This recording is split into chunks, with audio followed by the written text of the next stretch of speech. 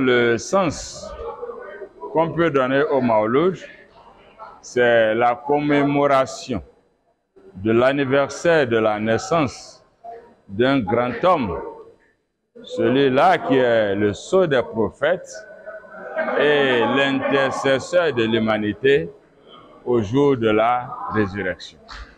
Mohammed sallallahu alayhi wa sallam.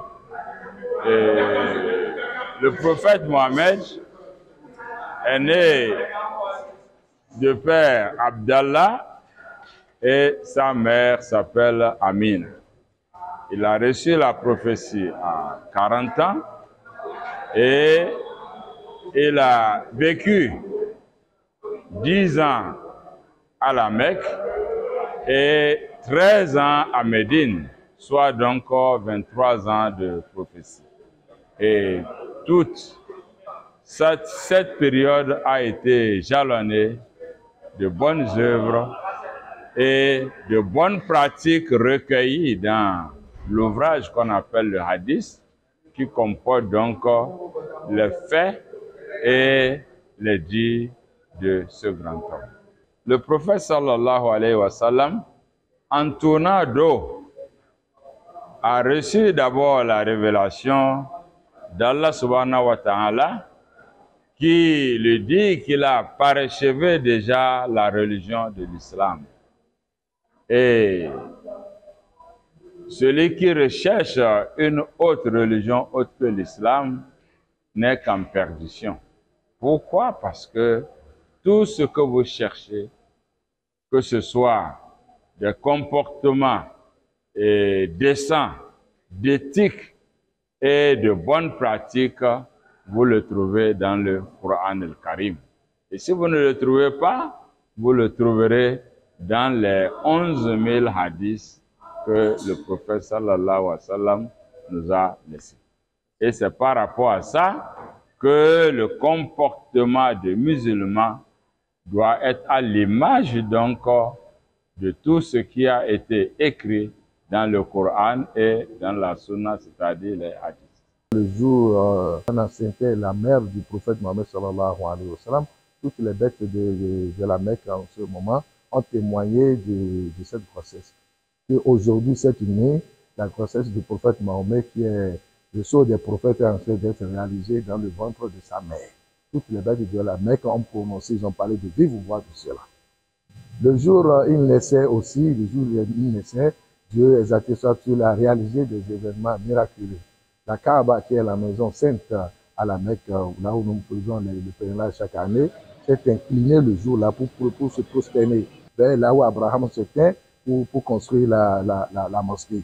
Et il a dit, tous les idoles qui étaient autour de la Kaaba à ce moment se sont dégringolés de lui. Et la Kaaba a parlé de vive voix, voilà, il est né le saint, le plus propre. Ce monsieur-là qui va me purifier de toutes ces idoles-là que les gens de la Mecque m'ont entouré autour de moi. Le jour où le prophète Mohammed sallallahu alayhi wa sallam naissait, sa naissance a été miraculeuse parce que sa mère était seule, ne savait même pas que son accouchement était si proche. C'est les anges qui sont venus l'assister. Les anges sont venus, ils sont descendus le jour-là. Il y a des gens qui sont descendus avec des drapeaux en main. Ils ont érigé ça sur la Kaaba, autres sur sa cage elle-même, autres sur la maison sainte de Palestine. Après cela, autre équipe d'anges sont encore descendus. Ils avaient des bouillons en main, des bouillons en or et en argent. En ce moment, sa mère disait elle-même qu'elle a senti qu'elle avait soif. Et l'un des anges s'est approché d'elle pour la brûler. En ce moment, une fois qu'elle a bu cette eau, elle est rentrée déjà dans la contraction. Et elle a commencé par sentir des douleurs, elle ne savait pas quoi faire.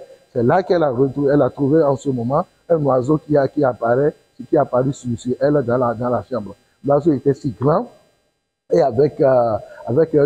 et très joli, très beau. Elle dit qu'elle n'a jamais vu un oiseau de telle beauté. Et l'oiseau a passé de ses deux ailes là sur son ventre comme ça, et toutes les douleurs qu'elle sentait disparues. C'est en ce moment qu'elle a trouvé des femmes très belles qu'elle n'a jamais vues dans sa vie, qui sont rentrées. Parmi ces femmes-là, il y a 3 qui se sont présentées à elle.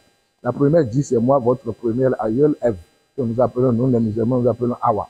La seconde s'est présentée pour dire, c'est moi, Marie, mère de Jésus.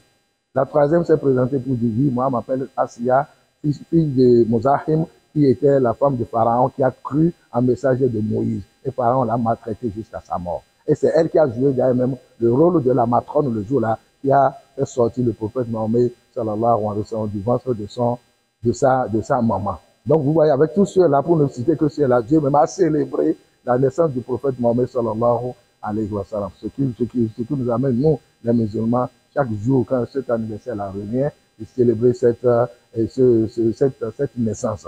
C'est ça que nous faisons.